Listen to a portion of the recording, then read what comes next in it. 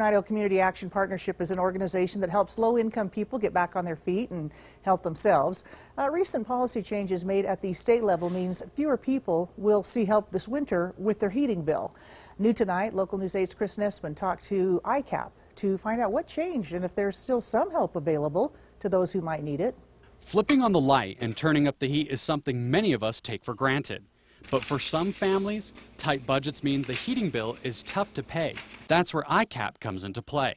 An agency that provides a hand up to people that need that to get to self-sufficiency. One of their biggest services is helping people with their heating bills when things get cold.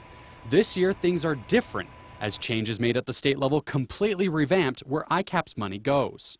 The advantage was that the benefit was able to be a little larger this year to each individual. The disadvantage is that we were not able to help as many people. Here's how the changes work. Anyone who makes 150% poverty level or less qualifies for heating systems from EICAP. That hasn't changed from years past. What has changed is now anyone who is also on food stamps, which sits at about 133% of poverty line, was automatically enrolled. And they really wanted that benefit to be primarily pushed to categorically eligible individuals. Categorically eligible meaning people receiving food stamps. It's great for those people, and it made administration costs easier.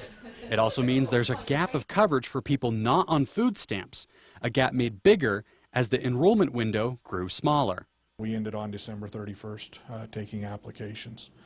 That's about 3 months quicker than what we're used to.